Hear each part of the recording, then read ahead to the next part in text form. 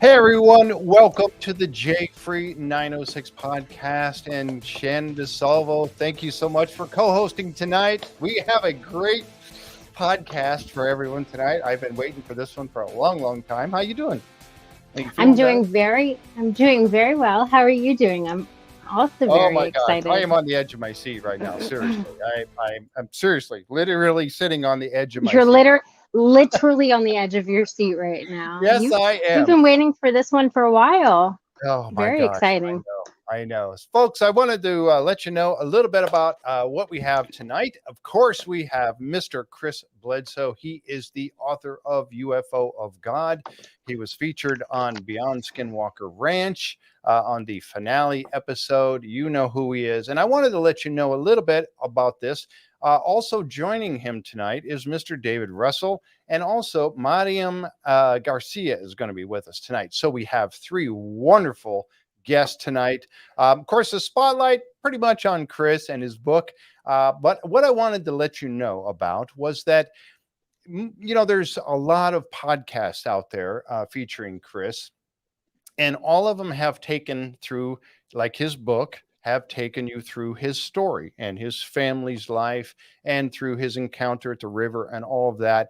And we're not really going to go there tonight. If Chris wants to bring up any of that stuff, he is more than welcome to do so. But we're going to be talking about some of the other parts of his experiences and the experiences that he has with David and Mariam. So I hope you guys will enjoy that. If you really want to see and hear more about Chris's experiences prior to all of this and at the river and all of that, get his book. And the link for it is down below in the description. It is called The UFO of God. And you can go to www.ufoofgod.com and you can buy it right there on Amazon. Like I said, there's a link below for that. I have read it. I have the Kindle version. I don't have the hard copy. I want the book, and I'd love I do as well. Yeah. I would love Same. to have I didn't want to wait for it to arrive. That's why I got it on Kindle, because it was like immediately in my hands. That's what happens. The convenience of the internet. But I'd like to have a physical copy of it for sure. I need to have a physical copy of it. I really do. And I'd love to have him sign it. If I ever get to meet him in person, we're going to get to meet him on the computer tonight on the internet. But I'd love to meet him in person. So anyway, I wanted to let you know that going into the show tonight, that's how we're going to be doing things tonight and the kind of where the discussion is going. Because like I said, he's been on so many different podcasts out there. So if you want to hear more about that story, you can just go find one of them and enjoy yourself. They're all great. Or check out the season finale of Beyond Skinwalker Ranch, where he goes in depth. And they even, I believe, visit the actual river, right? Yes. They get on that boat and go down it. So they do. Lots of information there as well. Yeah. All right. Yeah, exactly. I know. And, the things he's done with the Monroe Institute and everything, this is going to be a very good evening. And I tell you what, let's not wait anymore. Let's go ahead on. All right. We have Mr. Chris Bledsoe, Mariam Garcia, and also David Russell. Thank you all for coming on tonight. I really appreciate it. I'm honored. I'm honored, Jeff, Shannon. Thank you for inviting me. I see you got a picture of the book behind you there on the wall. That's really great. And you're in your shop. I've seen that shop before in a few different. Is that your workshop at the house there? Yeah, it's a separate shop from my house. We live in a small cabin on a 15-acre piece of property with a little 4-acre pond with a small cabin on it, and I just don't have room, so I had to build me a little workshop.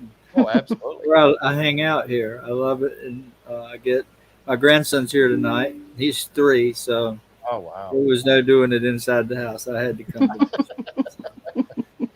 Well, I got to tell you, folks, too, that David Russell, David is an insider, and that's where I found out about Mr. Bledsoe to begin with. David was talking to us all about Chris's book. And showed us about that. Oh, good. Yeah, Jan's reading it right now. Talk to us about the book. I immediately went out and got it.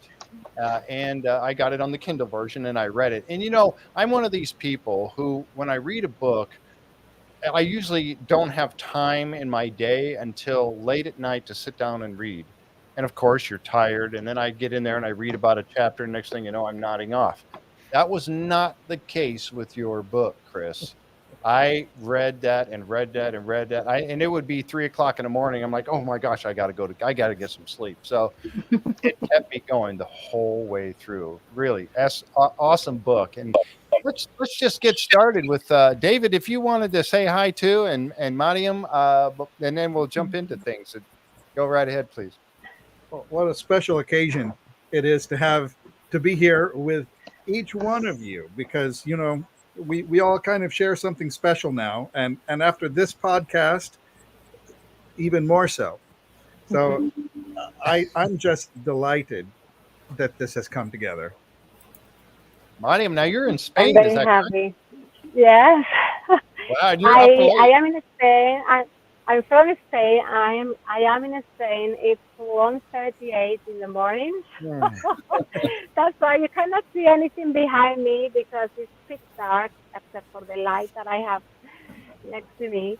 And I'm very, very happy to be part of this. Like, I feel a bit like ill today, but I couldn't. I thought I'm going to be there definitely, because I really appreciate. I admire Chris, but more than that, I appreciate him very much. He's a nice friend. He's a very authentic and human, really nice human being, and he has inspired me so much for a long time. So absolutely glad and happy to be here. And you're sitting outside too, right? Oh yes, I took well, as you know, it's a very hot summer, and right now I only need this really. I thought, what a nice opportunity to be talking with Chris and with all of you. Mm, I love your programs, yes, by the way. Thank you. And I thought, what a nice opportunity to be here outside. I have a really nice sky full of stars.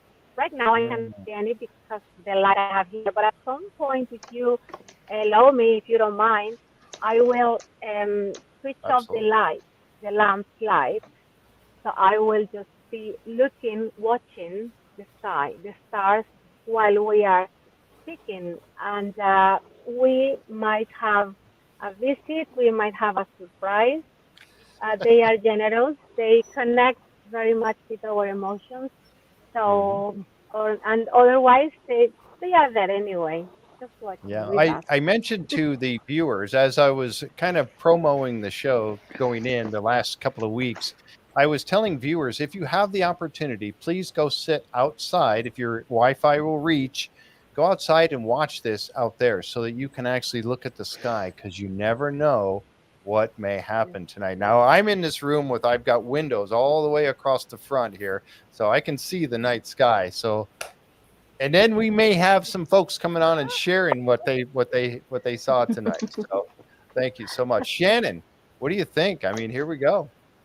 I'm just thrilled that this has finally come together. I mean, it's wonderful for me to finally, Mariam and I were speaking before we went to air, that we've actually spoken to each other through WhatsApp before on one of these really wonderful nights where we've all gone outside to look up together. So it's really lovely to put actual faces in front of me, and I'm just very excited. I think this is special, and I'm glad that I get to do this with you all tonight. And thank you for everybody for being here. You know, I know schedules are very, very busy, so it's Yes, lovely that it worked out. I'm so thrilled. So, Chris, so let's get started with you. Again, you wrote the book, A UFO of God.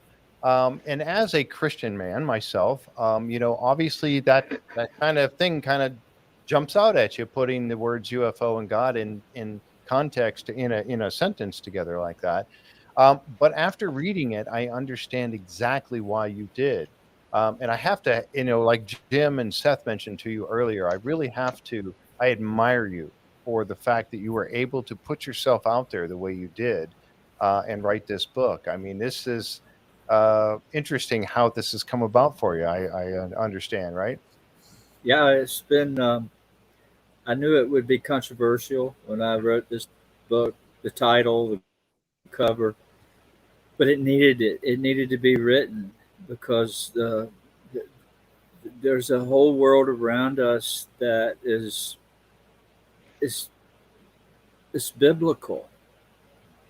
I mean, I'm not saying there's not aliens out there. There may be. I've never dealt with that, but from the very first moment this happened to me in 2007, I was on uh, my lowest point in life and was crying out for help. And of course, these UFOs came, or balls of fire. It wasn't flying saucers and little green men, but it was definitely from another world. And I struggled with my faith because I was a deacon in the Pentecostal Holiness Church there for a long time. And I struggled bad. What just happened? Why did this happen? I was crying out to the heavens, and this came. What does it mean? And so I went full circle. It took me about 5 years to meet the lady in 2012, which I write about that in the book. And once I met her, all those questions were answered, the ones I struggled with so much. And you know, I'm not a religious person anymore at all, but I'm a very spiritual person, and I've found my faith to be stronger than it ever has been, the way I was raised and all, and I'll leave it at that. But it is conscience based. It knows your thoughts. It knows what you're going to say before you say it. It knows everything, and we're working real hard to share this with everyone, and everyone can experience this thing without a doubt. They just need to know how and not be afraid. And so that's how I met David and Mercedes or Miriam, I call her Miriam, and many others. And I'm just honored to be here. And writing that book was not as hard as it seems. Other than I prayed every night, I'd go outside and I'd look up at the heaven and I'd say a prayer. Give me the answers. Give me the words to lead people to the truth. And that's how I did it. I dedicated it to the heavens, and I had never dreamed it would be as popular as it is. I mean, it's really selling right now, a lot of books, and I'm just so proud that there's 32 million titles for sale at Amazon. 32 million. Wow. And being in the top categories and a half a dozen categories is a big thing. Yes. So that's Hey. Right. So how did you meet up with David? How did you meet Chris? How did this all come about? You know, that's kind of a strange story in itself, because I was invited to dinner for the first time with a new friend who was from South Africa. And he's a psychologist. And we were having dinner and having the most wonderful conversation. And out of the blue, I heard words come out of my mouth that I cannot explain. I said, "So, has your life experience involved non-human entities?" And I thought, "Oh, great, here comes dessert, and they're going to usher me out the door now." And he looked at me and he said, "Yes." And he went and got a file that he's been keeping about this. And he said, "We should talk about this." I said, "You know what, there's a guy, I was scrolling on Facebook the other day and I saw a video that this man in North Carolina took." And I said, "I saw it and I knew it." I said, "That's the real deal there." And he said, "What's his name?" I said, "It's Christopher Bledsoe."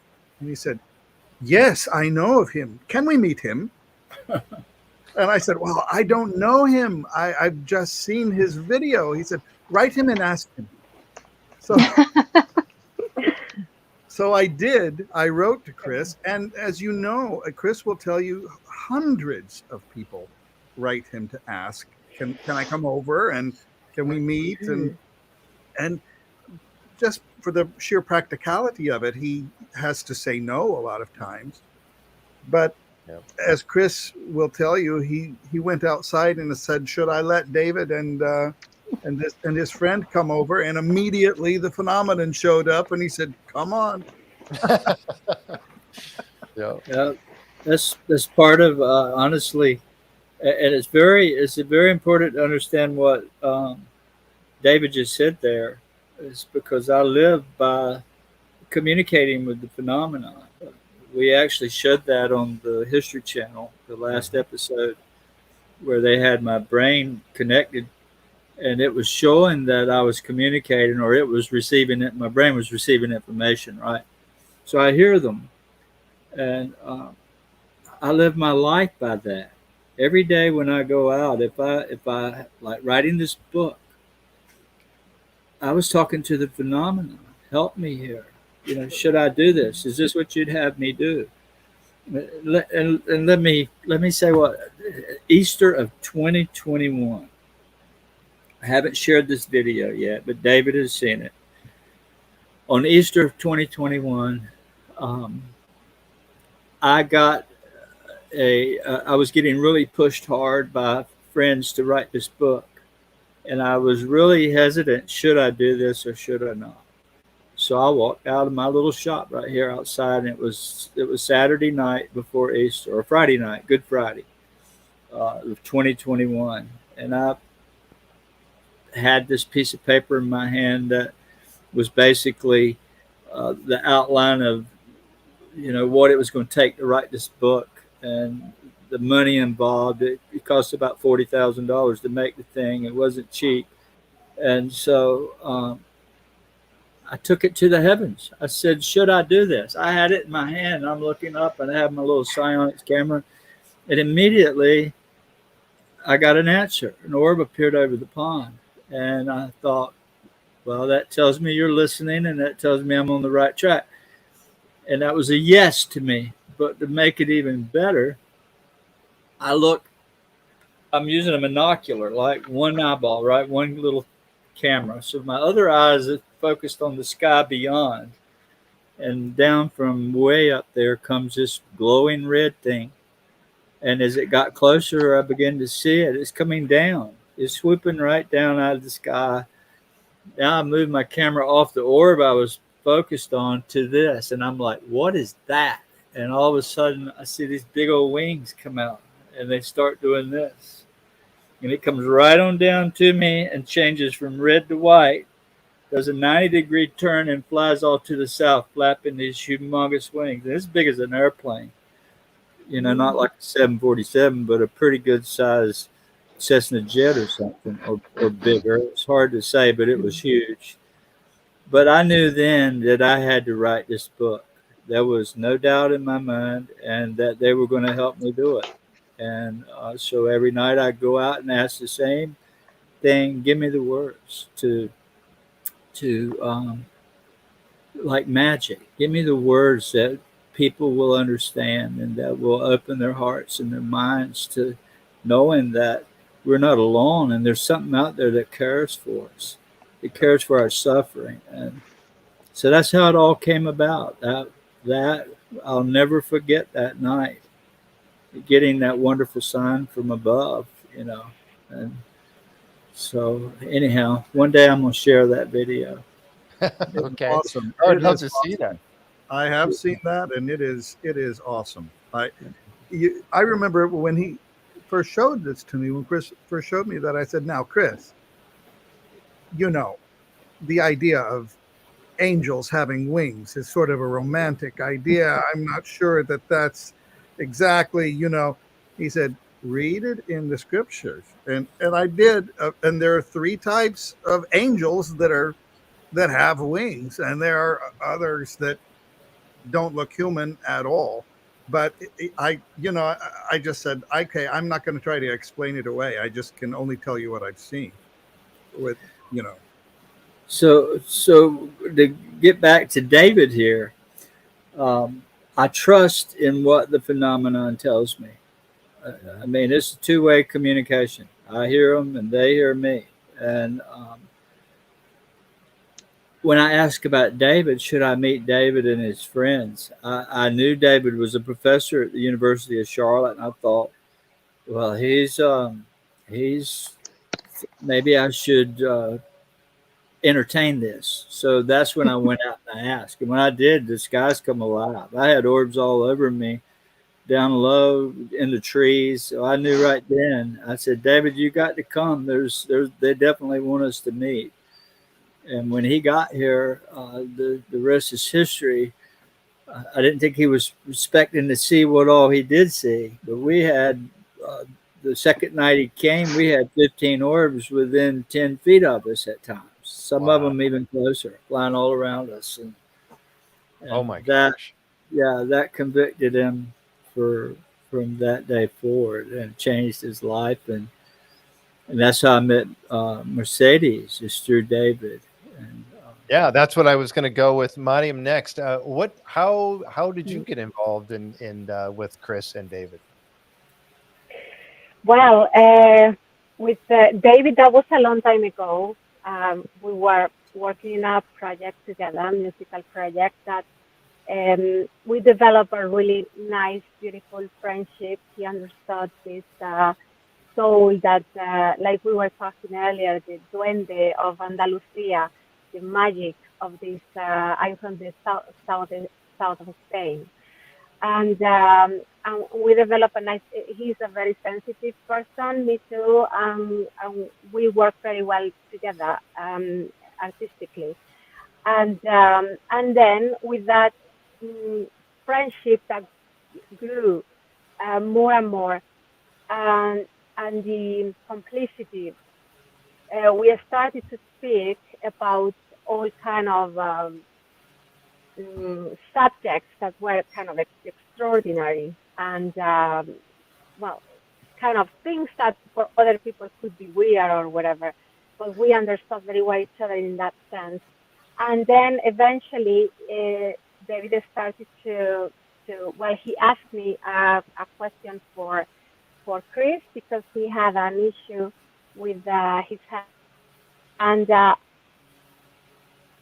I do herbalism. I understand a bit of herbal medicine,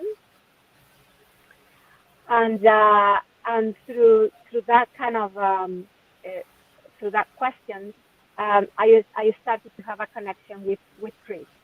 It was very organic, because it was very little by little. David told me a lot about Chris, and so through David, I was starting to have a very good idea of the passion and everything that Chris was going through. And when I started to speak directly to him, I realized that everything that David was transmitting to me about Christopher was such things, that his humanity and his humbleness and all the rest. And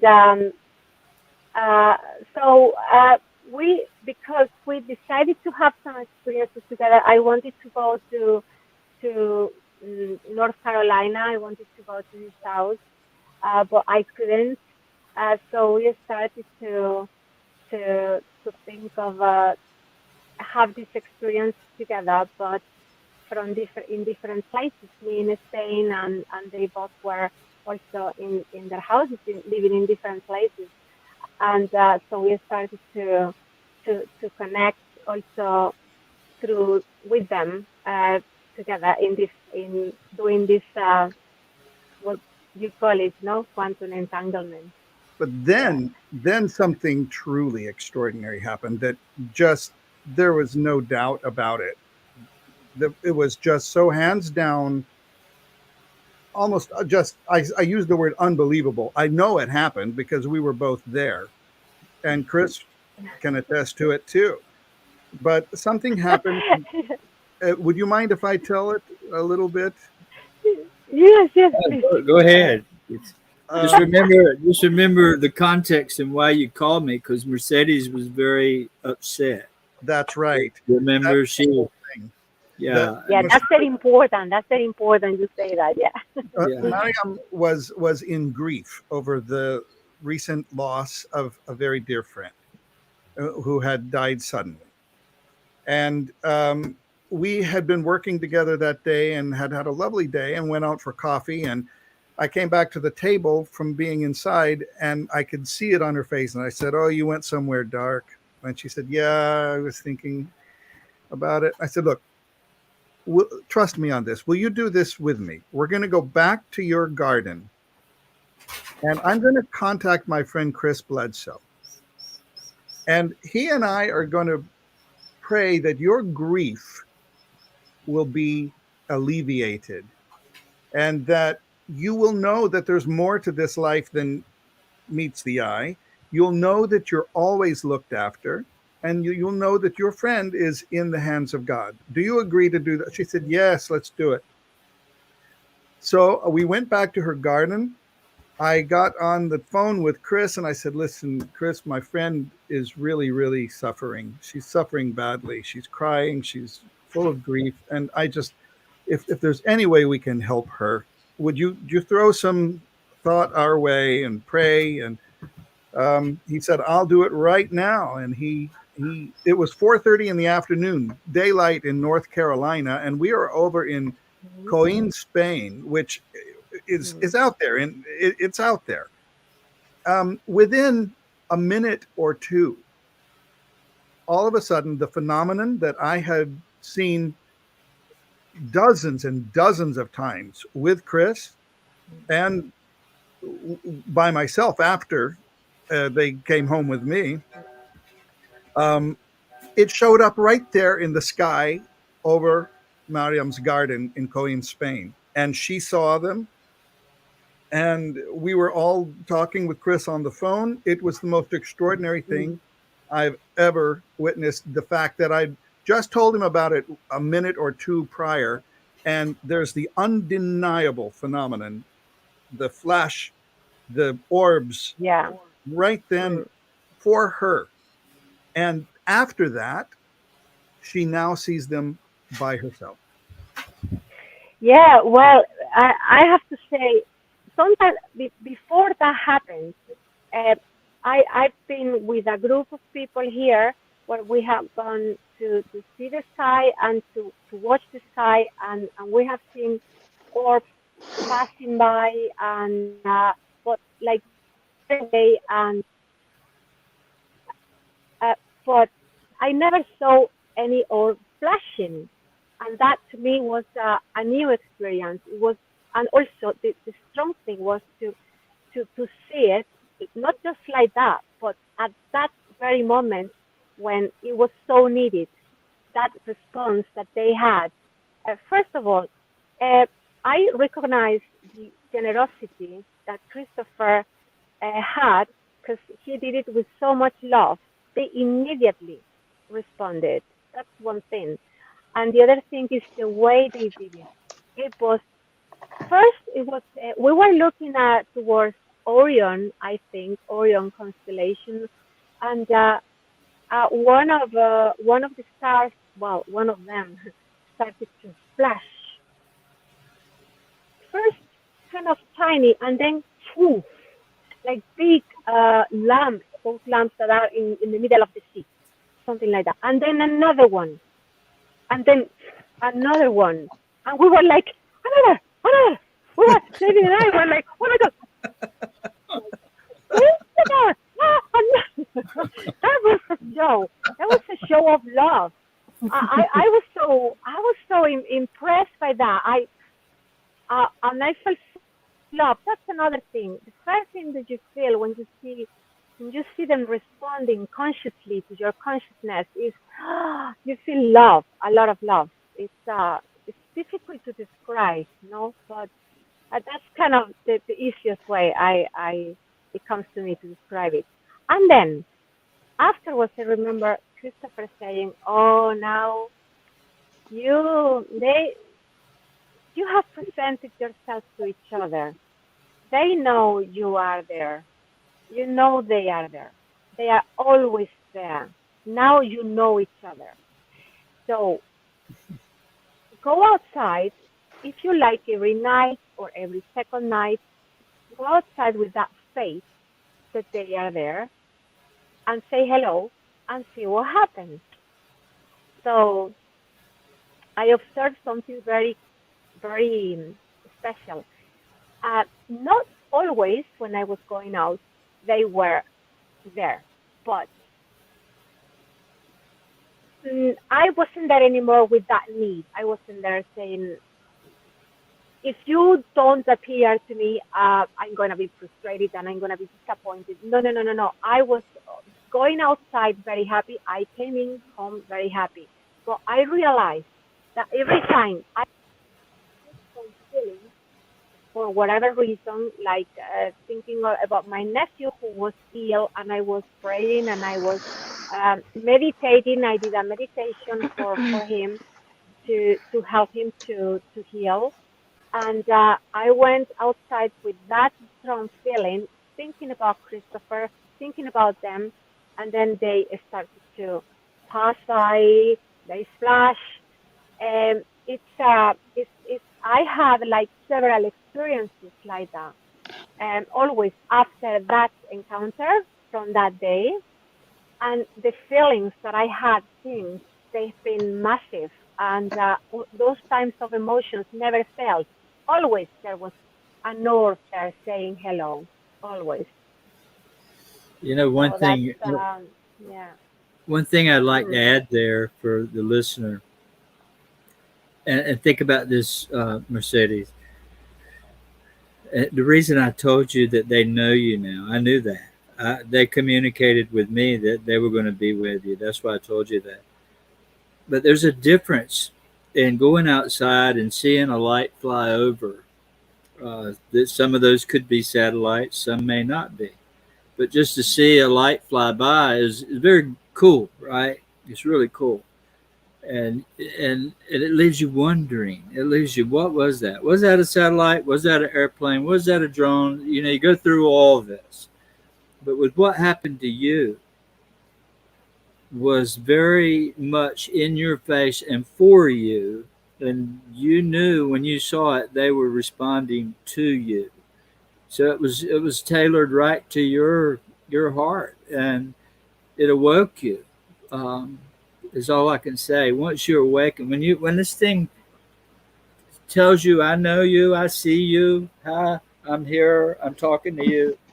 When you get on that radar, it makes you a different human being altogether. And she made from a very sad face that day to this smile I'm seeing right now ever since. It's been beautiful. So, but I'm just honored that we got to do that. And we've done more experiments in Spain ever since. Well, we did one a couple of weeks ago, right? 3 weeks ago. Yeah.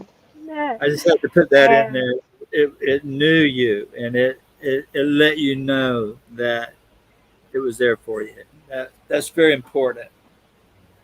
And now, go ahead. I wanted to say two things about one. One is that this quantum entanglement thing seems to really be real. I mean, Shannon can testify about that because she's experienced these things when we're just on WhatsApp together, or with Chris on WhatsApp in 3 different locations. We're seeing things. I took and introduced to Chris a senior executive with the Defense Intelligence Agency and her family. Went over to Chris's. It showed up so beautifully. It carried emotion with it. It warmed up. And everybody was going, oh. There were children there. Wow. And the children were saying, oh, how beautiful. Oh, and people were talking about how it made them feel just by looking at this beautiful, glowing, pearlescent light. And then the flashes started. It was undeniable. So, you know, we tend to think of all the intel people as holding all the secrets. Well, that secret's out of the box now. I mean, that everybody took it home with them that night.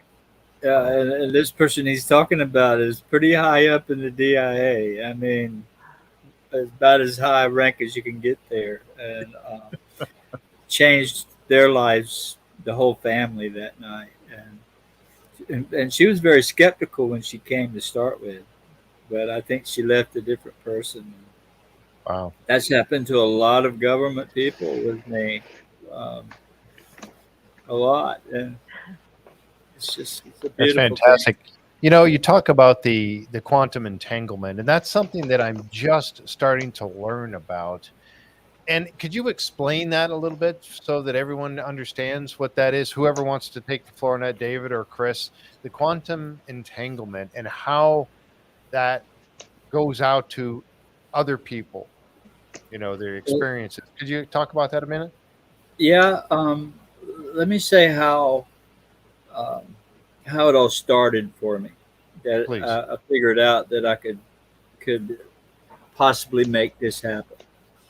I'm not really doing anything. It's a phenomenon. You know, we Right. can do nothing. We just have to ask them. Well, in 2016, I met a friend from NASA that was working near. Well, his daddy was from NASA. He was the director at NASA at one point. But anyhow, he was working with Homeland Security, set up on power lines with cameras outside looking for anybody trying to get to a nuclear plant, right? Well, as we were talking, he started filming stuff. He would film stuff flying over the power lines and so on. And it happened a lot when we were talking. And I knew I'd seen it before. I'd seen it more than one time, but it really didn't hit home like it did at that point.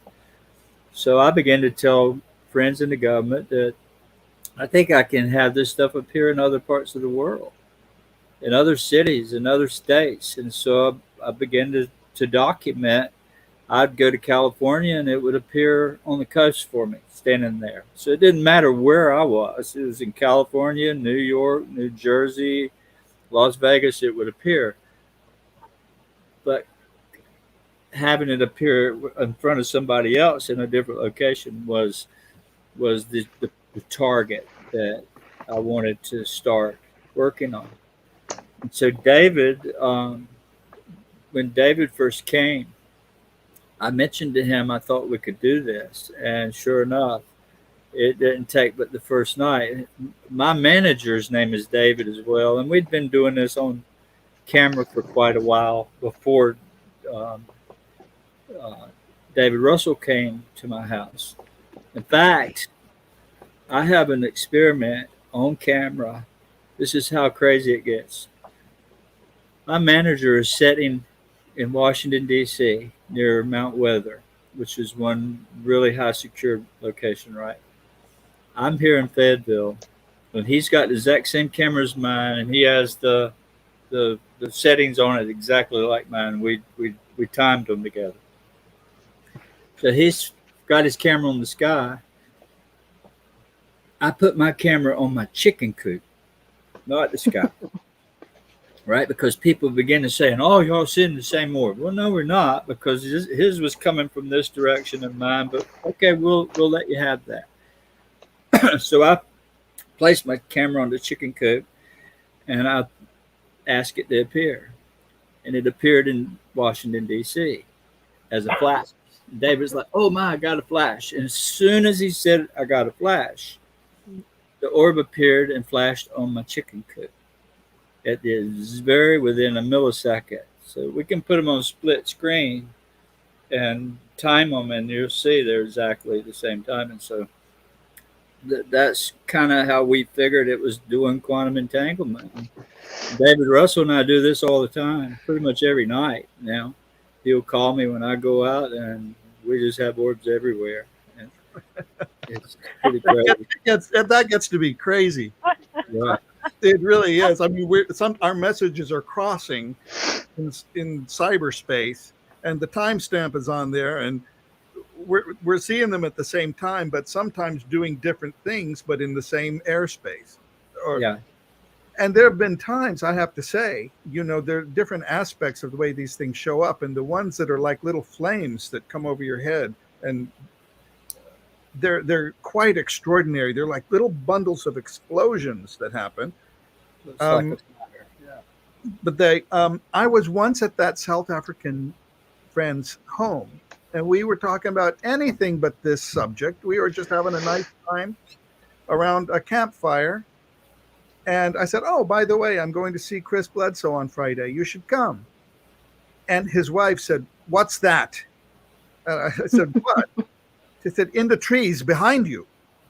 And I kind of said, "Uh-oh." And I turned around and looked, and it was that. And for the next 40 minutes, these things came right over our heads, zipping by like, I could reach up and touch them. They were so close. And all I had done is say, "I'm going to see Chris Bledsoe." Boom, there they are. What is that connection? Amazing. I don't know, but I can tell you today, I get people write me every day, but I've had 2 people today write me to say I was out last night, and when I said your name, orbs appeared twice today. Somebody wrote me. Tell me what that's about. I don't know, but Is it okay if I say you say your names when I do yeah, absolutely. Just go outside and start shouting their names into the sky. My neighbors will be going, "What in the world is he?" Yeah. Oh my gosh. And that quantum entanglement, I think that is so fascinating. And I have to say, it is real. And I've not really experienced it myself. But talking to credible people like David and Chris and Shannon and explaining how this has happened to you all, you are very credible people. And so I have to take stock in that. I really do. It's not happened to me. I'm hoping it will. But it hasn't as of yet. That's something that I'm starting to believe in it, even though it hasn't happened. And like I said, Shannon, you and I kind of talked a little bit about it. You shared after, you were talking to David, and I don't know what you want to share with us tonight, and you don't have to if you don't want to. It's all good. But how that has changed your life as well. And I think, man, this is something that, and Chris has talked about the fact that his mission is to spread the word. And let me know if I said that correctly. But you probably way more than that, Chris, for you to explain. But and so however I can help with that is I want to be able to help with that. But so this quantum entanglement can involve so many other people as well, I suppose, as we go through. Let me let this dog out. Oh, go right ahead. Shannon, did you want to share? Yeah, Well, I don't want to cut anybody off. So, Mariam, Okay, did go you ahead. have something you want to say? And then I can always follow up. Okay. No, sorry. I was just going to answer about that of the if that can be done with a lot of people. Just because Christopher was mentioning before that we did it in Spain, and that actually was with like nearly 200 people, and that was actually quite strong, very strong experience because, well, that was a day that we were the radio in Spain. Well, maybe I'm going to start by saying to give a bit of context. I always have been blown away by this quantum entanglement. It's true that it changed my life because since that I was having a really hard time, very difficult time, and suddenly it's very different when you know that they are there and you feel that there is love and that there is someone accompanying you, that you are not alone. Somehow, suddenly, you know that you are not alone anymore and that there is something beautiful and strongly super loving there with you. So everything is looked up in a more fascinating way. Every day pass by with a bit of more, it's more meaningful. I don't know if I'm describing very well, but that's the sensation. Yeah. So I wanted to support more this amazing thing that is happening with the quantum entanglement and share it with other people. So in Spain, we were the radio, a very important radio channel, um, called different groups in Spain to be the same night watching the sky and reporting them back what was what, what they were witnessing. So we organized a group in Malaga to go to this group. Actually, at the end was nearly 200 people who joined in, and we brought them to El Torcal, in Antequera, which is a very magical place, really with a very strong energy there. And and then we arranged I arranged with Christopher and David to call them while all the group was there, and then to start this experience of quantum entanglement. Everyone, well, half an hour before we arrange a time to meet to call, half an hour earlier, I gave contact to the people there, to all these people, so they get emotionally connected to Christopher, because I do believe that quantum entanglement, it really happens when there is an emotional connection to the phenomena and to Christopher. So I talked to them about Christopher for half an hour, telling them all the nice things and all the amazing, fascinating story behind. And when the time arrived and I called Christopher, the 200 people, it's very difficult to keep one group like paying attention. But at that time, everybody by that time was absolutely super interested, paying attention. They all kept quiet, and then Christopher gave us instructions to look towards the Big Dipper and left and right, and he starts to tell us to concentrate in connecting to, well, to God and to all these this saint spirit and everything that he connects every day with, actually, and the spirit of the lady who you, Christopher, has witnessed twice at least, no?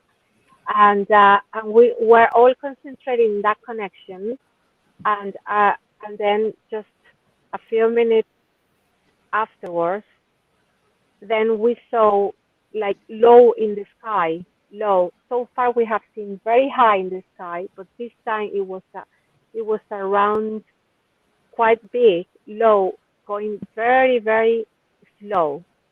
Wow. It was moving in such a graceful way, and then it started to get big and big and big and big. Like really, I mean, it was the difference in size since it appears until it got dim. It was remarkable all the way through, and the how what in a slow motion was she moving? Was this sphere of light moving? But so gracefully. And Christopher told us this is the spirit of the lady, really. And another one came afterwards, like half an hour, maybe, or 20 minutes afterwards. So that was our second wonderful, amazing quantum entanglement experience with that big group behind us. So yeah, I'm just like, what? I'm not gonna say anything else because this has been, Wow. I'm so grateful. Maybe had a lot of experiences. I'm so grateful. The first time that I went over to meet Chris with my South African friend, we didn't see anything, but so many unusual things happened in our conversation, with circumstances that were not coincidences. They were way beyond. It was bizarre. And at the end of it, we were saying goodbye or going outside, and Chris gave us a hug, and he put his head right up against my head like this, and it was just a very kind gesture. But I theorize that might be when this entanglement between us happened, because the very next time I went back to Chris's, the sky just opened up. And then, I mean, I remember him turning around to me and saying, he said, they act different around you. I remember that. And well, Yeah. then I started seeing them at home and quite intense. So it's I don't know what is going on here, but I do know that I'm watching the effects of it, and it's very positive in the, for instance, what's happened in the life of Mariam, and in other people who've been healed of terminal illnesses, Oh, really, that's or amazing too. Yep. chronic illnesses. Chris himself was healed of Crohn's disease, hasn't had a symptom of that in 16 or 17 years. Wow. I mean, this, the saying is a tree is known by the fruit it bears. It's so far very good fruit. One thing I mentioned, Miriam said this earlier a couple of times, and I'll add to that. And she said it was this emotional connection, and I knew that was what she experienced when she was very sad that night. They came to her because she was in. Let's just say this: of the all the people that write me, which are a lot, I've probably got 20 today. 25 people wrote me today, and they'll write long stories. And I let them. I want them to tell me their stories if they can. I try to respond to everybody. Sometimes I'm slow, but I always get around after reading their story to send them a little message and say, okay, you've seen the lights, but tell me what life was like when you first experienced it. This is the key. Everybody that comes back, all of them, it's not 1 out of 10 or 2 out of 5, is all of them come back to tell me that they were going through something bad when the lights showed up. They lost a loved one, they lost a child, their husband died. The young women that were abused when they were young, they've struggled all their life and they experienced some kind of breakdown. I have talked to so many, and they're all saying the same thing. They went through severe trauma, and that's what brings this spirit. It's a loving thing to me. It is to me, and I think Miriam has described that very well. How it has a loving feeling to it. So Yes, they you are agree? comforting. Mm. They show us very clearly that they are really there, among probably other things, to comfort. They are very comforting. But just one quick thing. Um, Also, they can share excitement. Like, I'm just going to tell a little example of another time I saw, because since that first quantum entanglement, when I had a strong emotion, either bad but also good, and they responded. And I'm going to give an example. I was studying one night Spagyria, which is the ancient medicine that the Muslims, the Arab were doing in the past, that is connected to alchemy and the Hermes Trismegistus. Anyway, Spagyria. And when I was going through one of the things through the universe in these studies, I went, this is so beautiful, this is so poetical, this is so tremendously profound.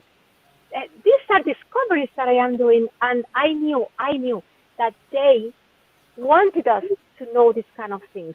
They are up for like that. We open up to this ancient knowledge, and I knew it's just like a feeling I had, and then I thought I had to share it with them because they are happy I am doing it. I went outside to the garden. I look up there and I said, "Are you excited? I am doing this, aren't you?" And then they started to pass by, really, and they, I think they can make a difference now. What is a satellite and what is not? And they were not satellites. Uh, they didn't fly, Right. but they were moving really, but Differently. they're kind of going like playing in the sky. A lot of times you get them. You'll get them. They're not very big to start with. These orbs, they can appear very big by the amount of light they put out. But the average orb you see is not much bigger than a basketball. Some smaller, but um, David can tell you a lot of times we see them here on camera. They look like they're way up there, and in all actuality, they're not very high at all. They're just above the trees sometimes. Well, Yeah, David, that's you the have one a thing lot that of I strong experiences. Yeah, I've seen them on camera, and I've seen on your Instagram you put a lot of those up there, Chris. And for us looking at it in that way, it does look like it's really far away from you, and that's unfortunate that we don't get that perspective very well. Unfortunately, Right. And you know, people complain a lot about, oh, you should have a new camera. Well, I've got all I can afford right now. But even with the Monroe Institute, when we were there, they had a camera that was $250,000, $250,000 camera, and the phenomenon is totally in control. We filmed one orb for 45 minutes, and it happened. I wrote about this in the book. The videographer, the guy with the camera, he was a scientist, and all he wanted to debunk everything that came by. And I got mad at him. I said, "Look, and you're going to ruin it for everybody here. You need to keep your judgment till afterwards, not during when it's happening, because let it have time to manifest." And finally, after a couple of nights of me fussing with him about that, he walked up to me and he said, "You know, you're right," because a lot of orbs started appearing. But he said, "You're right, and I want to apologize." And I'm sitting in a chair, and he's standing up saying, "I apologize." Well, I stood up and I said, "I forgive you. I understand. You know, wonderful." And the minute I hugged him, an orb appeared. And we filmed that orb. He had time to go get his camera, turn it on, or it was already on, but focus it on this thing. And for the next 45 minutes, the camera never moved. The orb never moved. The whole star field moved across. The stars moved, but this orb stayed stationary for 45 minutes, flashing flashing at.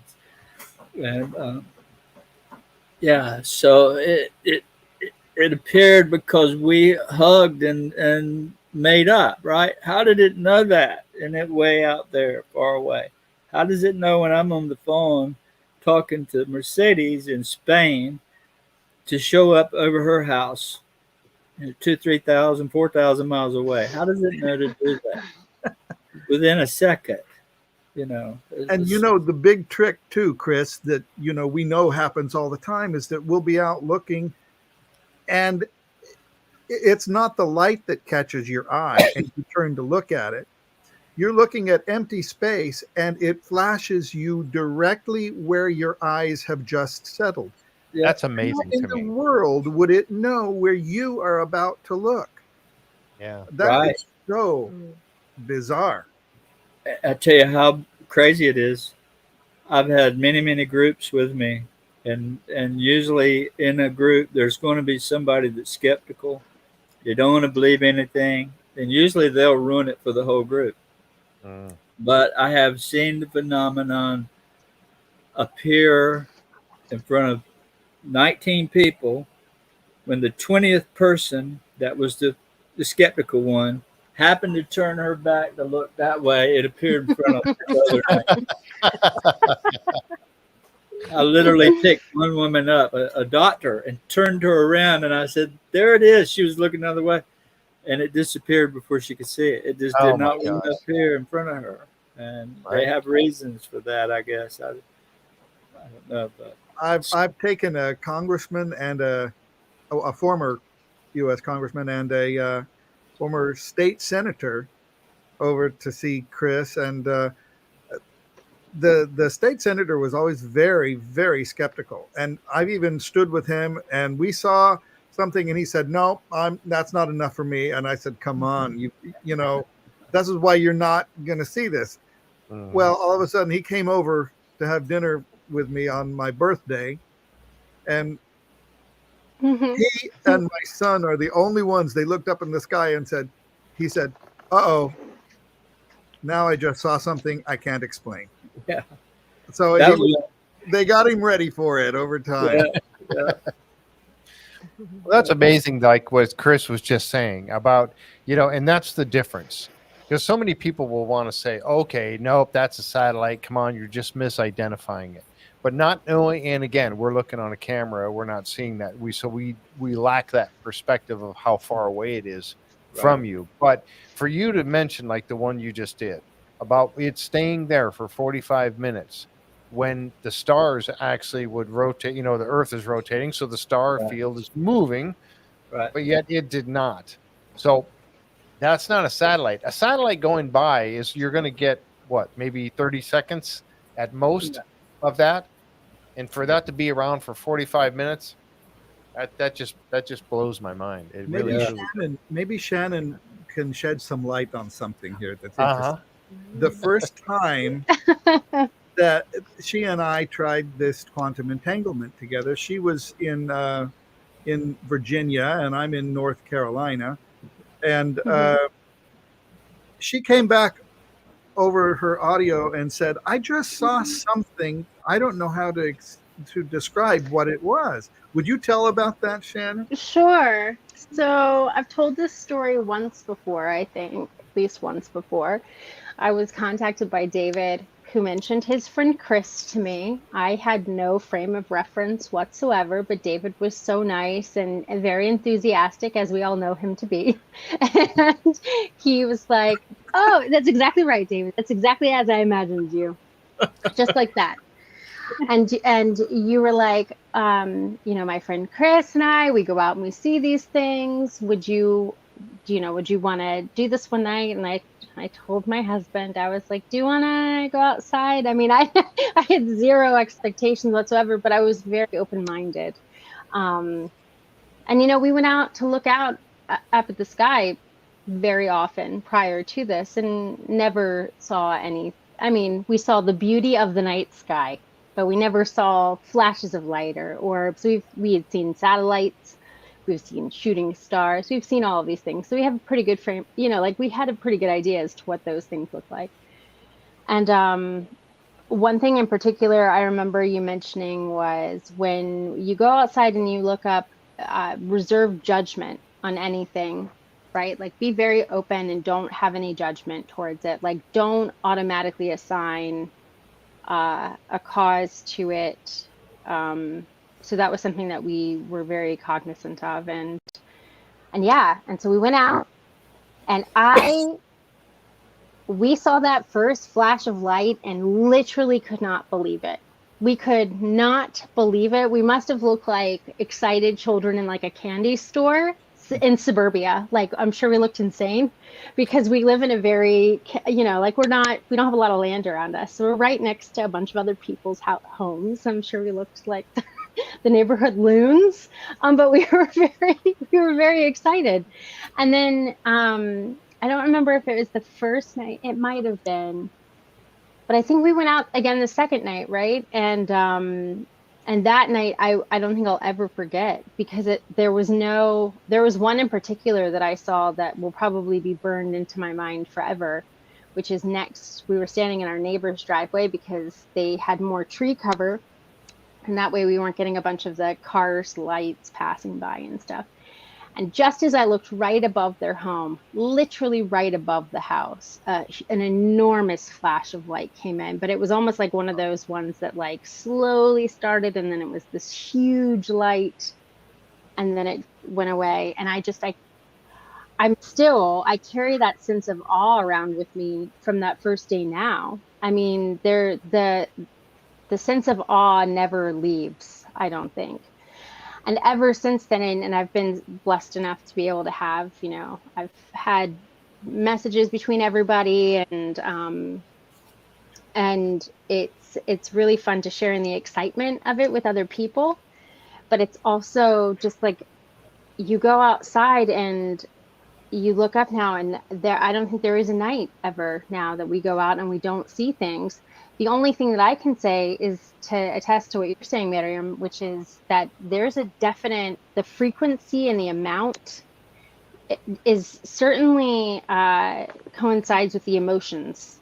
Like whether or not I'm very upset or very happy or what have you, that seems to be, you get much more, and they seem to be very responsive to particulars, like us having a conversation about something really important.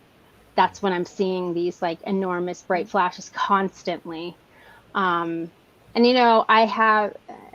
I think because we're seeing so many of them, I do have like I'll have my phone out to check for satellites and planes and things like that. But I've heard people be like, well, why don't you film them? And for me, like, I don't want to wait. For me personally, I don't need, that's an experience for me. And I don't want to be taken out of it by trying to fuss with my phone.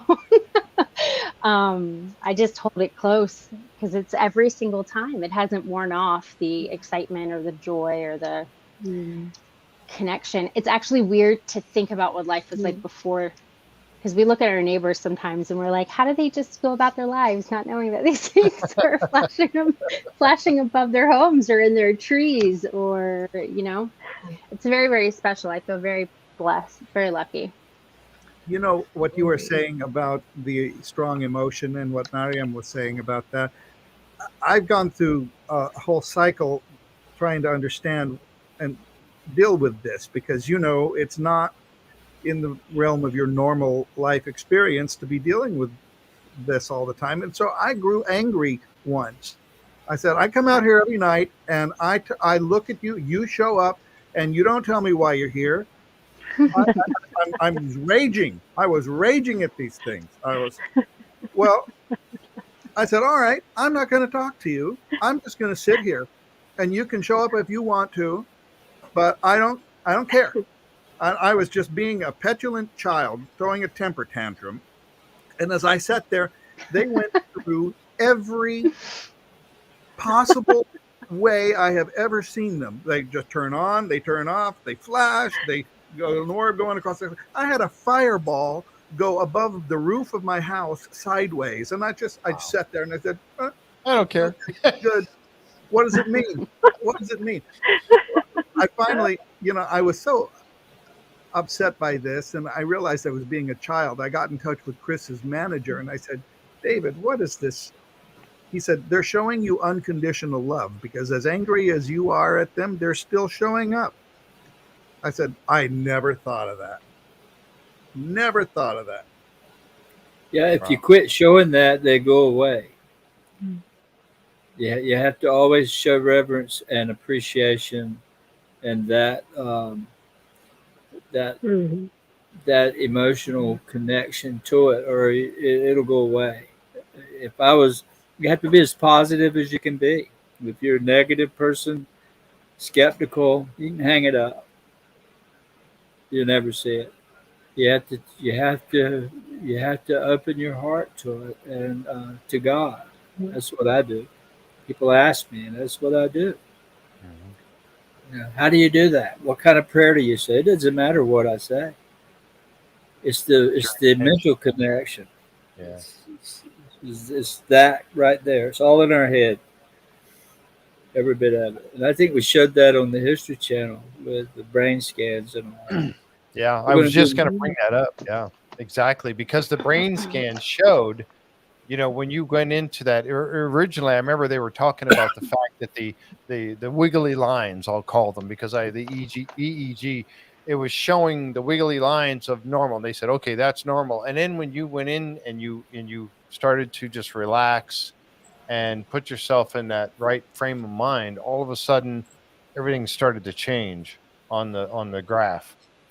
Yeah. And then if you don't mind, talk about this just a moment, but how you put your hand in the air and you were like sending to them, I guess, with your hand. How does that, can you describe that just for a moment? Well, our bodies are like like wireless receivers, and we also can transmit. We can transmit and receive wirelessly. Everything conscious is wirelessly. But to me, my hand directs my thought where I want it to appear. And when I was doing the brain scan, this was the 7th night. They were here. Oh, History wow. Channel was here for 7 days. And we filmed orbs after orbs. They got a lot. I mean, one night we had 35 orbs, all true unknown, all verified by their artificial intelligence. They call it ADAP. Yeah, they had 2 of those set in my yard, 2 of them, and both of them confirmed they were unknown. But the last night they were here filming, we went to another location 20 miles away, and that was to be sure that it doesn't matter. They wanted to show this. It doesn't matter where he goes. He can be at home. He can be 20 miles away or 100 miles away. So that was the reason we went to the river. They set me down in a chair with my back 40 feet from the river, and I'm in the back corner of a field. So the woods go all the way out, as far as you can see on my right, and I'm in the corner looking out over a big field. And after they had me all wired up and sat down, I sat there and I thought, I said, tonight's the night to change up. And I started talking to the heavens. I said, and I'm communicating with them, and they're communicating back. This is all I can explain it. I said, thank you. What you did this week was amazing. You told me in 2019 you were going to let me share this with the world on camera and witness. Well, here it is this week. The History Channel's been here with a half a dozen cameras, and we've got multiple videos. And I was thanking them for showing up for me. That's what I was doing, because, you know, this is the most elusive thing there is, period. And to get it to show up on a camera that's going to be broadcast to the world was a monumental thing. And so I was giving thanks for that. And I said, but I'm going to ask you tonight if you'll show up in the woods next to me. This will be a game changer. You want to let's get this message to the world? Show up in the woods. I took my hand once I said that, and I pointed it right at the woods, and I concentrated on that. And suddenly I felt it. So I looked back, and the orb came out of the sky, flashing, flash, flash, flash, all the way down to the river, right over the middle of the water, about 12, 14 foot off the water. And then it came right up to the woods next to us. My daughter saw it. They were trying to get it on camera as it come through the woods, and they got a whole lot more video than you actually saw. They actually had a full-blown orb as it passed in and around trees when it went by us. But it answered me, and it came because I asked it the last night in thanks to do that, and it did. And that forever changed. I think it's the first time in history that's ever been done. So we changed. We did something remarkable that night. I'm not patting me. I'm saying we as a team, the whole History Channel. Great bunch of people. I loved working with them. Andy and Paul were wonderful to deal with. Sorry. The whole crew. David Carr, the senior producer, wonderful people, and they were all blown away. They could not believe what they were seeing.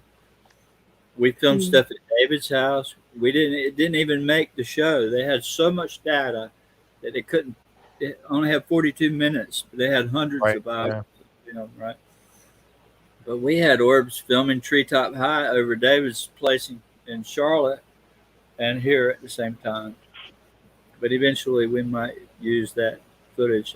I'm not sure, but yeah, that's how it came. The last night, it was a heartfelt thank you to the phenomenon, and then a last request.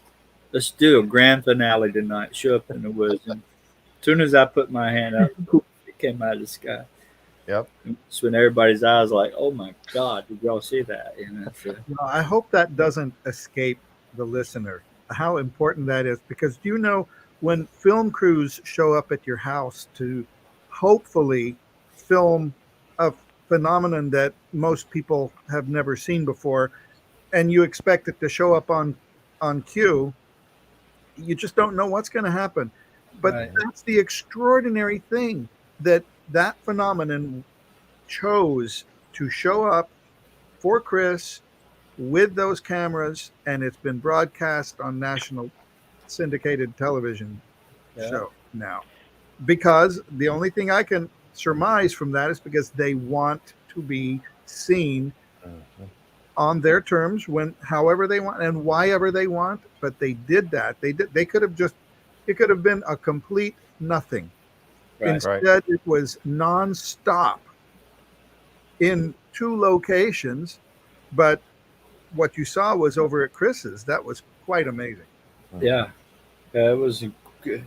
Yeah. In fact, a lot of the footage they used was like the big where the orbs crossed in the sky.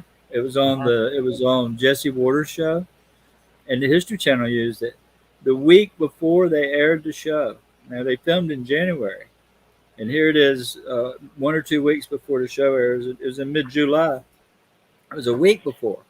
My son Ryan calls me. I'm sitting outside, and I said, Ryan, I called him. I just wanted to call him and ask him a few things. I hadn't seen him in a while, but anyhow, as soon as I called him, Ryan says, Dad, cheer up. I was worried that it was going to turn out bad, the history show. You never know how they're going to do you. You know, the Discovery like to have put a knife in the coffin, but History Channel didn't. But I was worried. And Ryan says, Dad, don't worry about it. The History Channel is going to do you a wonderful job, and this is going to help change the collective conscience of humanity. And the very second he said that, I get this orb appears, big one, and starts flying away, and then another one approaches, and they cross, and they put on a show. Well, I sent that to my manager, which he sent to History, and they cut that in on the show at the last minute. And actually, so did Jesse Waters on Fox News. They played that same clip. That was a recent clip, just the week before. Pretty crazy. Yeah. You know, something I wanted to mention to you and ask you about, Chris, is that you mentioned about they talk to you and you talk to them. And is it in that sense, how does that communication feel for you? How does that happen? Can you describe that? I mean, I know it's probably difficult to describe, but help me understand how that works, if you would, please. Well, it happens on 2 levels, probably more than that. But I know there's 2 distinct ways that they communicate. And the first and obvious way, and I tell everybody, and you, Shannon, you, Mercedes, and of course David knows this, when they flash you, that light they flash you with has encoded information in it. Like it didn't just to say, it didn't to say, I'm showing off, I want to be your friend. It's sending you a message. That message comes in that light. And you will probably not understand it while you're having strange dreams. Pay attention to your dreams. When these things flash you, get you a book, set it beside your bed, and write your dreams down. If you can remember it, write them down. As soon as you wake up, make yourself write them down. And you'll start to seeing that there's information in that light. The other way is I hear them. And the way that I hear them is, it's been described by the scientists say it's telepathy, right? I don't know what that is. I'm new at this like anybody else. You know, what does that mean?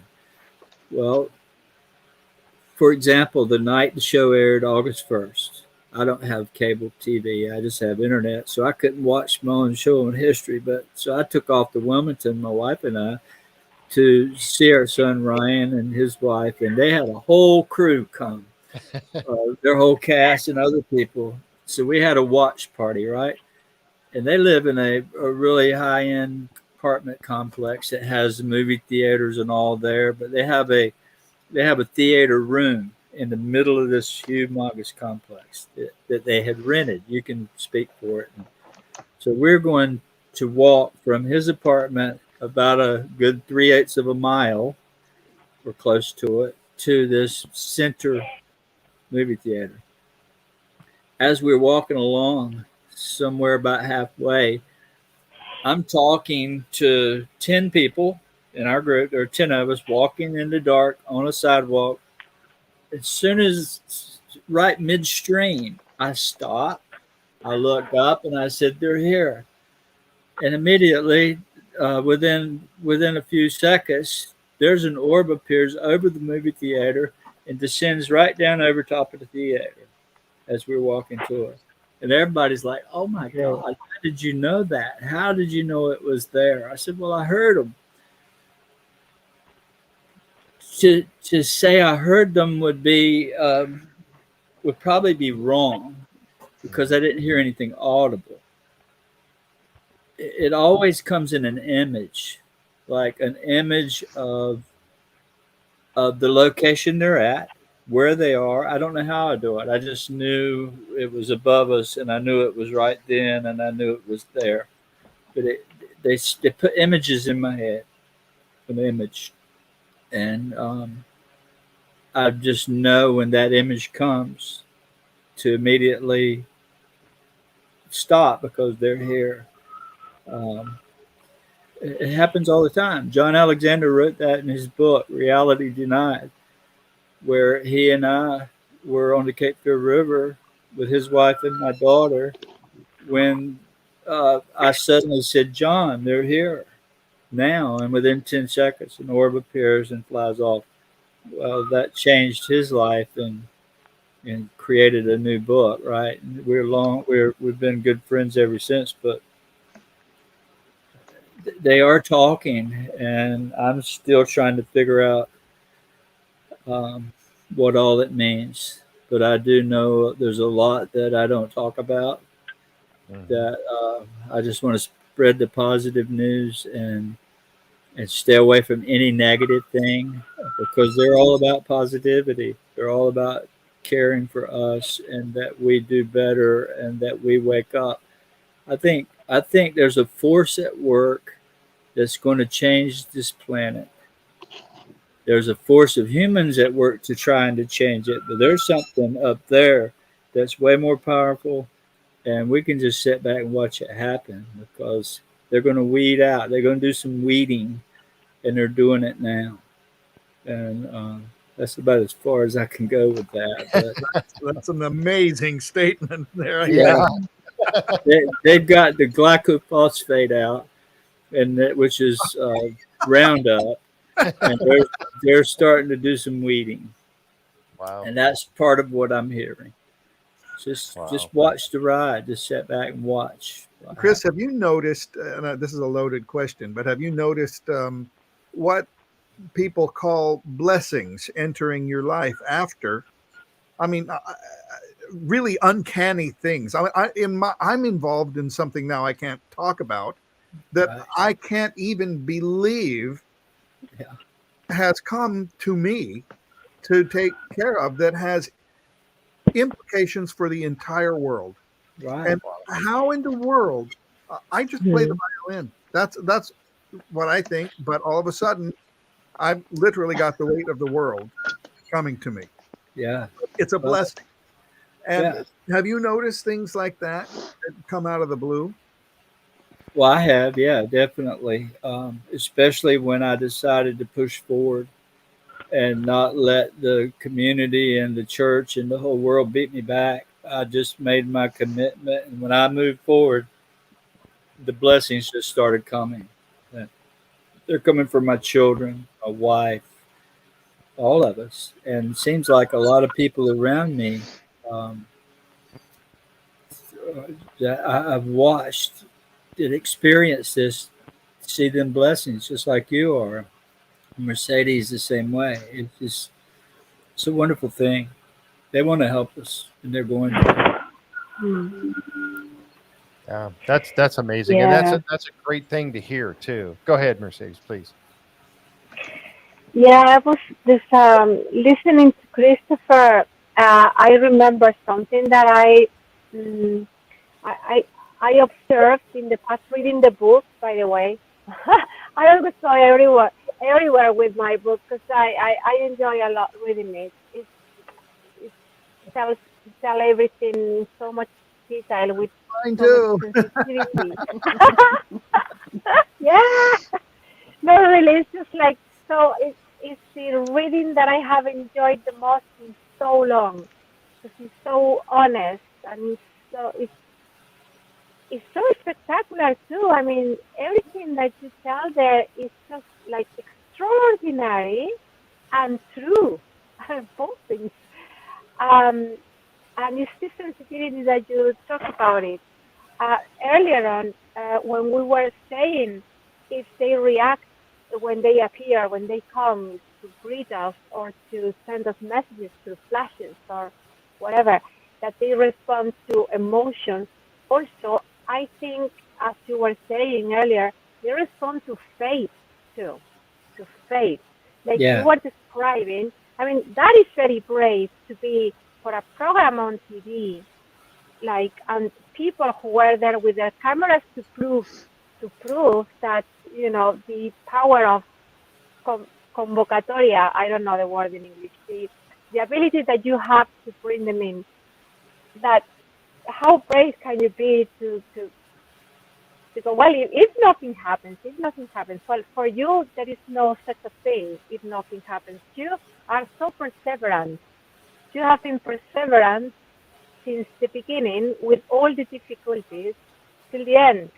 And of course, there had to be fruits to pick after all that perseverance, all that commitment that you have shown with um, overcoming all the difficulties, because you knew that that was worth. It was totally worth. That's the impression I have. Um, and that perseverance and faith has been accompanying you all the way, and that's why you can make any interaction happening with you and with them. I think they are like just a great candidate to be contacted by by these things. You might think feel them as angels. Other people think that they are um, aliens. I don't know, but anyway, you are great to be that they contact you. Yeah. it's Go I'm no ahead. expert at any of it. I've just experienced things that I'm telling the best way I know how to tell what has happened when I've been with Chris and how it kind of stuck with me. Um, but one of those things that keeps coming to mind right now to Mhm. to maybe discuss, and that I don't know that has ever really been discussed in anywhere else before at any length. But there's a certain quality to the light when these things show up. You know, Chris and I were sitting out by his shed once, and in a bush about 12 feet away, it was like a star just showed up and did, and I went, "Whoa, what is that?" He said, "That close." It was like 12 feet away, Wow. and the quality of that light is it's so indescribable. It's so pure. It's blue white somehow Mm. Hmm. and clear, ultra clear. There's no mistaking it for people say, "Oh, it's fireflies in the bushes." That's nonsense. It's not even close. Mm. But the quality of this light is from somewhere else. That's I the impression that I get. I think it's hard to capture it actually on film. because there is such a I think even when you're filming it, it doesn't translate out to be as bright, as brilliant, as emotionally infused as they actually are. I think no matter who's filming it, no matter how expensive your equipment is, even, like, it's not, there's something about it that is, you cannot fully capture on film. It's impossible. I feel like it's impossible to capture the true brilliance of it. And maybe that's why they tend to look like a bunch of other things when they're on film. Because it's, you can't compare it to anything. There's nothing, it's just, it feels very, very hard to sort of to capture something that brilliant on film. It doesn't do it justice, at least not in my opinion. It's so fast. It's so fast. Over Easter, the lady's spirit comes. David has seen that. He's been here when it happened. And this fire is a flame, is all I can say. I've had it. My daughter was standing, 3 feet away from me just before she moved to Florida. And this orb, this fire appears right over my head. And it's as big as my hand. And it's just, it appeared above me, about a foot above my head, and it looks like a flame this big. And it was so bright, I couldn't see it, but I saw the light reflect off of her, and it like almost blinded her. It was so bright. Wow. But that was our goodbye hug before she left to Florida. But that's the kind of thing that's hard to get on camera, but it happens quite often, and David has seen it happen many times. Where this fire just appears. It looks like, sometimes it looks like a candle, just a little candle burning. It's the weirdest thing. Wow. David, I remember, sorry, David. No, please. I was just going to say that none of us have ever felt fear, if I'm not mistaken. Right. And any of these encounters, there's not been a hint of fear. I remember, Chris, that evening you were talking about when the little flames were over our heads and coming closer. I said, do you think they'll mind if we'll walk up closer? He said, well, we can try. And I stood up. We had our arms out. We're walking towards them, into them. They just backed up. They just kept their distance, but kept going. But we were like, we're not afraid of this. We're not afraid. Thank you for coming. Wow. I wanted to ask David, remembering that experience you told me before, but did you, I think I remember, did you get to touch a bait? I remember you saying that there was kind of a sticky substance like manna. Do you remember that? You have to remember. Chris, you want to tell that one? I haven't told it, but you remember I caught that on camera when you reached out for it. But that's right. These orbs, when they flash around you like that fire, that flame, sometimes leaves something behind. And really? David has witnessed it twice. Yes, both times he reached out to touch it, and it looks like cotton floating in the air. It doesn't move. It doesn't sink. It just sits there. And it's one place in the air. Yeah, one spot. It doesn't move. The wind don't blow it. It's just sitting there. And David walks up and puts his hand under it and lifts up, and it just vanishes right in his hand. But that's some of the things it'll leave when it flashes like that. Wow. Yeah. That's amazing. It's like cotton, actually. So tell me this. Okay, so there's a lot of folks that are watching right now, and there are a lot of folks that are going to watch this later on because it'll be out on YouTube for forever. Forever. Forever. How does someone like me or the folks that are watching, we talked about the quantum entanglement. I would like to experience some of this myself. Now, I have experienced, I will talk about this just briefly, driving down the road in northern Michigan. When you're out in the middle of the wilderness, you know there are no homes around. You're driving down the highway, and you see that flash out of the corner of your eye. And you stop and you back up and look, and it's gone already. but you saw that flash. You knew it was there. It's at nighttime. You're driving. You saw that flash. That's about the extent of what I have experienced. So how does someone like me or those that are watching that have not had these experiences, how can we? Is that something that we can do is through this quantum entanglement? I would truly like to experience this myself. How do we go about that? Well, I tell you, it's Besides call you on the phone and go, help me, Chris. yeah, and that will help. It really it does. But I think honestly, I can say this. I have, and we wondered if this would happen. I have so many people writing me that after they read my book, they began seeing these orbs. You know, soon after they read my book. And why is that? We were wondering why that might be. And I think what it does, it takes a person and it opens you up to something.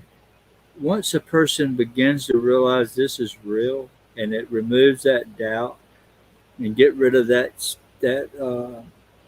doubt, I think it opens you up to be able to see it. It doesn't want to go against your free will. So if you're on the fence about it, it knows that, and it might show up and leave you thinking it was this or that. But once you lose that doubt and you know that it's real, and you open yourself up to say, I want to experience this. It's called seeking, you'll find. Knock and the door will be open. If you're not seeking it, you're not going to see it, most likely. That isn't in all occasions. Well, a lot of people see it because they have trauma. But if you're out trying to find it every night, you've got to get your heart right. You got to get your mind in the right spot. And I think by looking at where I've been over the last 16 years and how I've overcome it to be where I'm at today, I think just that helps people realize there's something really there, and it removes that skepticism to a certain degree away. And that's what it's got to take. You got to get rid of the skepticism, and you got to be willing to experience it, and you got to ask. And if you do all those, then call me. If you don't, call me. Maybe we can make that happen. All right. I think go ahead. I was just gonna say, I think for people that might even be on the fence, it's like going out with total neutrality, just being like completely open to possibility. And allowing yourself to be open to it. That was my personal experience, at least, where it wasn't. And I do agree with. I mean, obviously, I agree with you, Chris. Where it was like, I think it was probably the exact right time as well, and being open to it. For me to get an email from some weird man on the internet named David Russell, I mean, like, sure, why not? Seems like a good time. But you know what? It's proving to be the case. And you've asked me, why did you get in touch with me? Yeah, why? I still want to know. Well, I'd like to give you a good answer if I had one. I just felt that you needed to experience this. And I told you that. So I said, let's try it. Well, now I'm going to just say that there are little things that confirm this in such powerful ways that was the right thing to do. First of all, you saw it immediately, and you've continued to see it just continuously.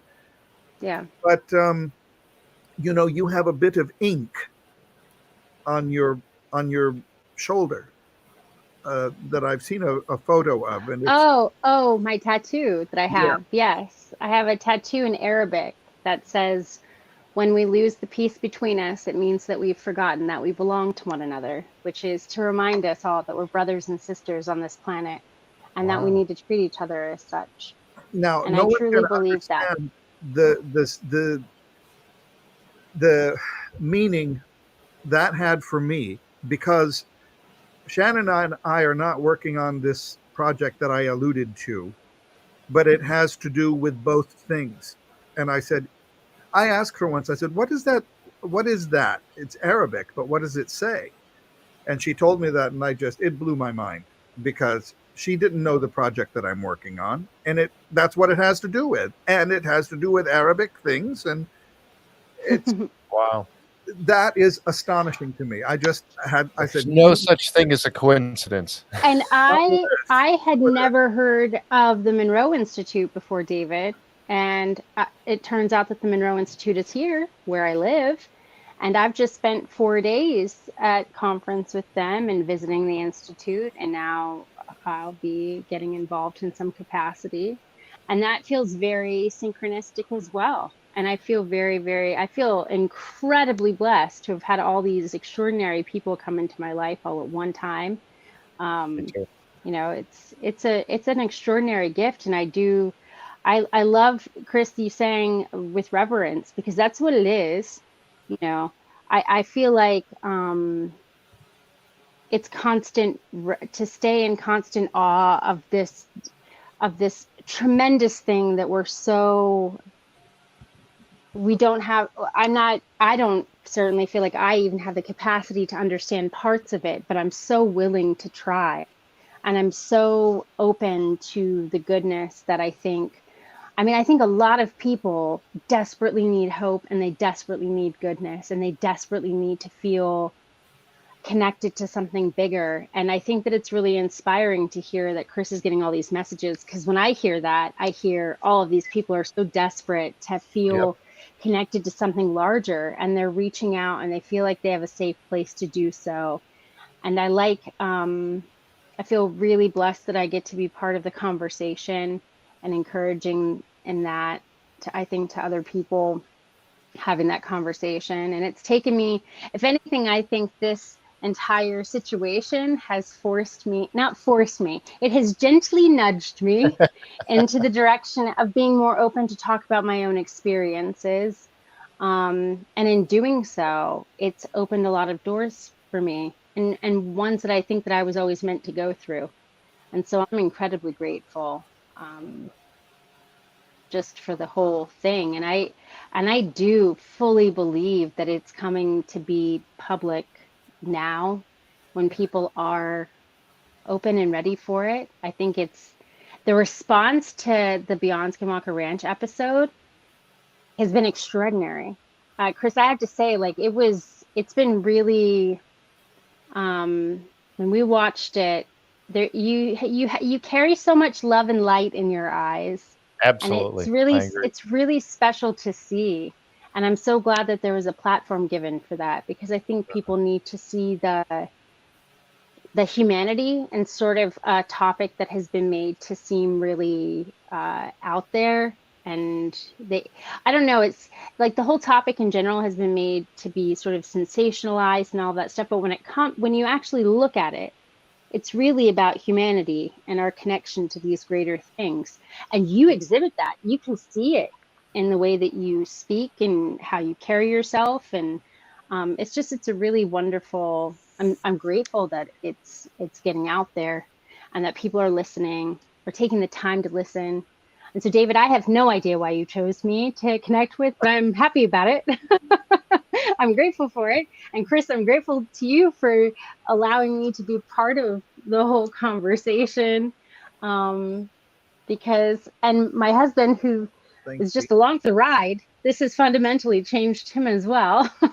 So, and I know he sends his love to you too. So it's just been really remarkable. I appreciate that, and thank your husband for me. But David didn't choose you, nor did I. The phenomenon did. Yeah. The phenomenon's in control. And I just say this.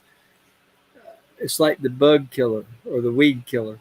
I just sat back and let it happen. I'm not, I just watch all this wonderful things going on around me, and I know that I'm not doing it. I know that something up there is creating, is driving the bus, as I should say. amazed at all the doors that are opening, just like doors for David are opening. In our wildest dreams, I would have never thought that what's happening with him right now is a major deal. And in some capacity, I'll be there behind him. It's exciting. One way or another, and it might be really something amazing that happens there. Like You'll really. have him back on the podcast in another year, and then he'll be able to explain the laughter. My, that's going to be something. And Mercedes Mariam is going to be there too. She's going to okay, so the other two, you gotta get with it. Come on over. I know. I do. Yeah. I have to get with it, and I have gone out ever since I read the book. I have gone out, and I've been praying about it myself because as I mentioned earlier, I am a Christian, and so and I went out and I was praying about this, but I have yet to see anything that I could say was not a satellite. I have seen satellites moving over, and just a few minutes ago, I'm sitting here, like I said, I got these windows now. It's completely dark outside, and I saw a light, and I looked up at it, and it was a plane. It was definitely a plane because there was blinking lights on and stuff. And I thought, oh darn, But I have to say too that what Shannon was saying, Chris, about your integrity.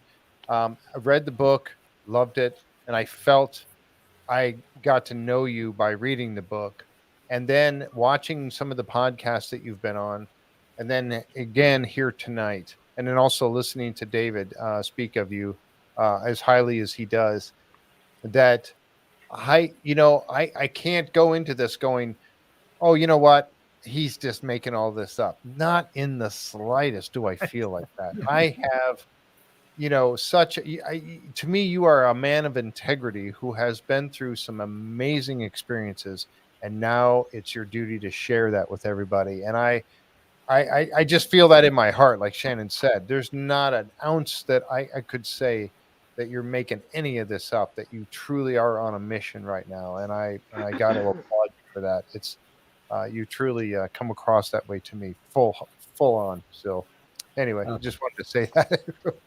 That means a lot. I really appreciate that. That's why I had to have you on the show. And when David mentioned it, and again, we talked about that. I don't know how many months ago was that, David, that we talked about that, but you knew the show was coming. I had no idea what it was. He said, when it happens, I'll come on the show. I promise you. And I'm like, okay. And then when we found out that you were going to be on Beyond Skinwalker Ranch, and I knew that was the event that he was talking about, and I could not wait to have the opportunity to meet you. So, yeah, exactly. People are jumping in, agreeing with me there on that. When I did mention about how are other people going to be able to experience this themselves, there was quite a few people that said, yes, me too. There are a lot of people that would like to experience this. So somehow, if you could put in a good word for us. I definitely will. And I would read the book if you can, because it teaches you, I think it gets you in the right perspective of how to view this thing. That's what I want to say. I get so many people say, I can summon this and I can summon that. Well, I don't summon anything. That word doesn't fit with me very well, because it sounds like you're just calling a dog or some mindless thing. Yeah. Well, this isn't mindless. This is the most powerful thing that anyone can imagine. It could kill you dead with just thinking. I mean, it's that much power. I've seen people experience power from this. It scared them to death. And it has scared me before, early on. But you must be reverent. You must be humble.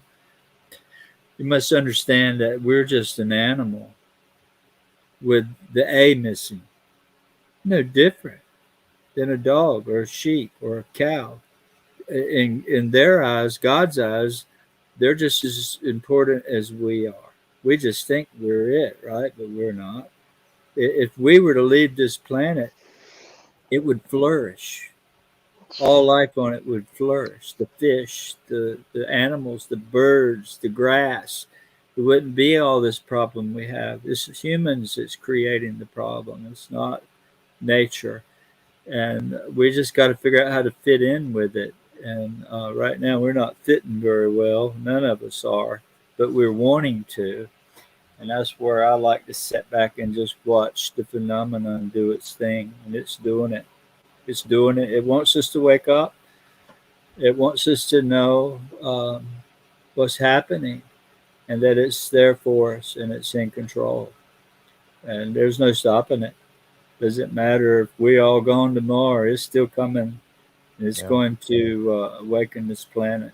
It's going to do it. And will there be any more books? Yeah, there's another book in the works. I'm not started writing it, but I'm cataloging now. And we're going to probably expand on the first book a little bit in some places and then put in some new things. When I wrote the first one, I put 140,000 words on paper. Well, we only published 85,000. Oh, wow. There's a lot that hasn't been told. And there's a lot of new things happening. I mean, this year, everybody just keep your eyes out. I'll probably be on the History Channel again next year in a new season. They do have a new season coming out. And so we're looking at new experiments and new things. And I think it's going to be real interesting. And I don't doubt that we don't get something so amazing on camera. And I keep predicting this. I told David since I first met him, the Elijah moment is soon to come. Ryan's like, well, you had that on the History Channel. Well, maybe so. But that was nothing. That was nothing about what can happen. And I think the lady's coming back to greet us. Just like the lady at Fatima, the same lady. I think it's the same one, and I think she's coming back. Can I tell this because you mentioned Fatima? And there's one of these experiences really quickly that there, to my mind, in this experience for me, there have been 4 things that have happened that are simply way, way, way beyond anything else. And one of them happened with that DIA lady's family. Her husband and I were looking at the Big Dipper. And one of the stars in the Big Dipper suddenly brightened up and got, 100 times its size and then went down again. And it did that 3 times. And after the 3rd time, when it dimmed down, and it was one of the stars in the Big Dipper, where the handle meets the bucket part. Mm-hmm. After it was dimmed out, that star was missing. And we both looked at each other and said, that star is gone. But you know full well that everywhere else on Earth and everywhere else in this solar system, anybody looking at that star is there, but it's gone for us. How is that possible? Now, that is just incredible. But when you think about that whole Fatima thing with the sun that thousands of people saw come down, spinning from the sky and dry up the earth around them, they saw that there, but nowhere else on Earth was that happening. It was localized change in reality. And that's how powerful whatever this is. One thing I'd like to say is, then and during Fatima, the lady told these children, tell the people to come out here on this day at this time. We're going to share our presence with them. And that's exactly what happened. These little children drugged 80,000 people in 2 villages out. And here comes the setting sun. And by the way, on my first report in 2007, there were 3 setting suns. That's what I described them as. And trust me, that got the attention of the church and the Catholic Church and all, because I had 3 setting suns. But the lady announced her arrival to these children, and she came. Well, I have a feeling that she's coming back. to be on camera this time. Wow. And I'm just Wow. throwing that out. I'm throwing that out there, but I think I've been telling this for 5 years, and David knows I've been saying this, and I've been right every time about all this. 100% right. Wow. And so I'm looking for that day, and I'm gonna be ready. Yeah. Well, I think we are too. We're all going to be looking for that day for sure. Well, we're just about at the 2-hour mark. And I tell you, honestly, this has blown by so quickly. And I know, Mariam, you have to be so tired. Oh, it's Oh so my late. gosh, There in yeah. Spain. So late. And I have to hand No, it to you for sticking with it so long. I'm fine. I'm fine. It's been very quick for me too, so no worries at all. Very quick, enjoyable. Yeah. Yeah. Well, I honestly, I have to say, and I always want to do this. I have to limit it to 2 hours because it just gets so long. But I could do this all night long with you guys. But honestly, I just wanted to also mention thank you so very, very much for coming on the show tonight and sharing your experiences. All four of you coming on and sharing your experiences, and Chris, uh, again. So I just. I'm fascinated by you and what you've been through and the faith that you have. And I'm looking forward to my own experiences. And I keep looking out the windows, hoping that one of these days it's going to happen. And I'm sure it will. But again, thank you so very, very much for coming on tonight.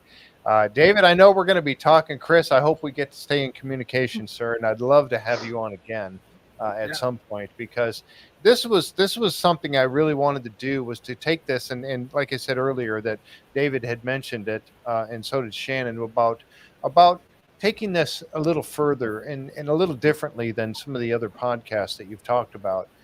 So this has been very, very enlightening and informative, and just a pleasant conversation, honestly, for me. And I think that everybody that's been watching here tonight feels exactly the same way. And I'm so honored to have all four of you on the show here with me tonight. Any final things you'd like to say, anybody? Other than I appreciate you all, and I thank you for reading my book. Everybody that has, that's a major blessing for me. And I just pray that the words lead you to this experience, and I believe it will. And I would be glad to come back on. So let's and stay in touch. You definitely can stay in touch. You got my cell phone number. Text me next time you go out. Text me. Okay. You do. Seriously. I will. Thank you. Let's set up a little quantum entanglement experience for Yes. all, and then we can come back and report on it. Yeah, we'll do it. That would be fantastic. I'll go down. I'll go download WhatsApp. That's what you guys are using, right? WhatsApp. Yeah. Okay. So I'm gonna have to go get that. So. Yeah, it's completely encoded, you know. So, Jeff, I wanted to thank you very much, because also thanks to these shows and these opportunities, people get more ready for all these things you were talking about before. Shannon was explaining also this beautifully, saying that you need to have your heart open to the experience, and then you will witness it and you will feel it. And I think there has been, for a long time, people were not ready for this. Little by little, people are getting more ready, and thanks to all of what Christopher is doing. So please, Chris, write more books and more shows like this, please. And thank you very much. I appreciate that, Mercedes. And also, I'd like to say that our the Spanish version, the Spanish translation, should be ready about the end of this month. It should be ready for sale, and that's a really big deal to get to there. And, Chris, we have to go over to Spain, and Mercedes, Mariam will show us all the spots, and then history will be made over there. Absolutely. Wow. I'm looking forward to a conference over. That'd be great. We're not in charge. We're not in charge here, and exactly right. That's We're we definitely have to humble ourselves about this. Yeah. Yeah. It'll happen if it's meant to happen, if they want you to. Yeah, exactly. All right. Well, thank you so very much, folks. Thank you for being here with us tonight. This has been a fabulous, fabulous evening, and I knew it would be. But I really appreciate everyone and those of you who have donated. I appreciate that very, very much. Thank you so much. Chris, Mariam, and David, and Shannon. Thank you all so very much for being here tonight. Really do appreciate it. Folks, we'll catch you next time. Don't forget, tomorrow night we have another good show. It's going to be John Dover and also Stanley Stan. Milford. Yeah, Stanley Milford. That's We're it. going to have those are the Navajo Rangers, the former Navajo Rangers. We're going to have them on tomorrow night. So we hope you'll tune in for that as well. Again, thank you all. You have a great night. We'll catch you next time right here on the J Free 906 podcast. Good night, everyone. See ya.